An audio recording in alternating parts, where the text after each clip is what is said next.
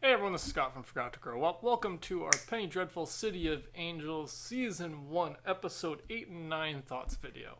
Just finished watching the latest two episodes of Penny Dreadful. I'm just going to be sharing my general thoughts on the episode.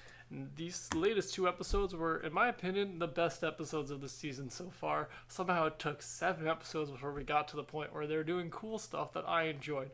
But that being said, I did really, like I said, enjoy these two episodes. I had kind of delayed getting to these because I was starting to get a little kind of, not as into the show as I was at first because we didn't have as much of the, folklore, the Santa Muerte elements as I thought. And then in this episode, we get a little bit more of it in these two. So in episode 8, we get a little bit more of the horror element, the dreadful part of Penny Dreadful. The horror, that's what a Penny Dreadful is a horror comic, well, not horror comic, horror pulp novel, it's a whole thing. But that being said, the themes are supposed to be amongst the horror themes. And so this is the first episode I felt that actually, or episode 8 was the first episode I felt had those themes, and it felt like a dreadful. So yeah, I really enjoyed it, like the exploring these different elements of like the kid kind of terrorizing Tiego's mom, who just is so tired of everything, and I feel so bad for her because she's just trying to figure it out. She's just being the old coyote, and she's got no backup. That's the thing. That's where it really comes down to. She needs some backup. She needs somebody to believe her and Santa Muerte, and nobody does. And so I get why mom's just, tired. She's, having to fight the, Elsa as, so it just, I really enjoyed these episodes. I liked kind of exploring more of this horror element, exploring more into the, folklore, into the actual stuff based around Santa Muerte and, why am I forgetting the other one's name? Elsa, the one who's popping all around. I was always calling her by her other names in the other videos.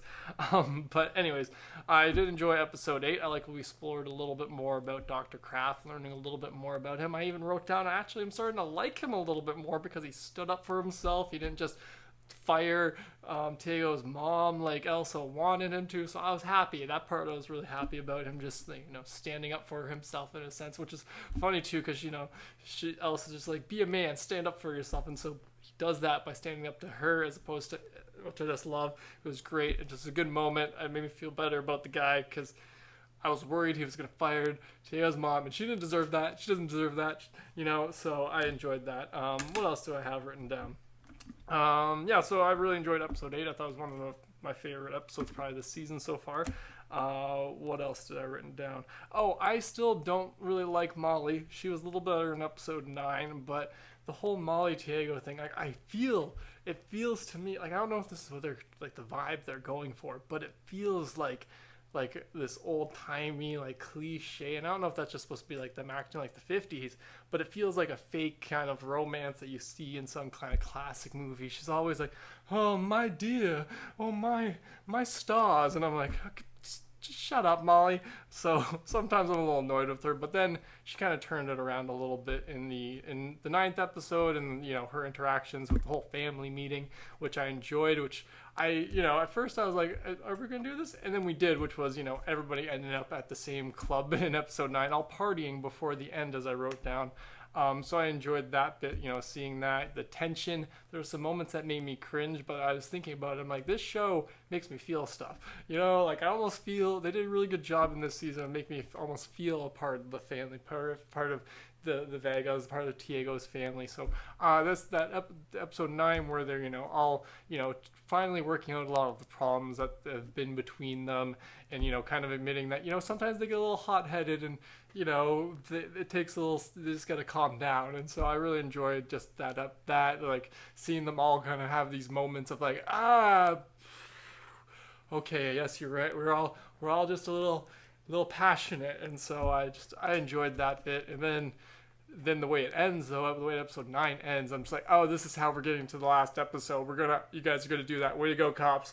Way to go. So yeah, that was just an ending I was not really ready. I was kind of I knew something was up. There was too many cops needing to escort one guy and Lewis to do this. And so, obviously you get this vibe from all the police being all like kind of sketchy before, but I was not expecting him to go and hang the kid who they framed. Yeah, that's who they framed for the murders from the beginning of the season, and hung him in their community, in the Mexican community, and so that was not, and it was such a like.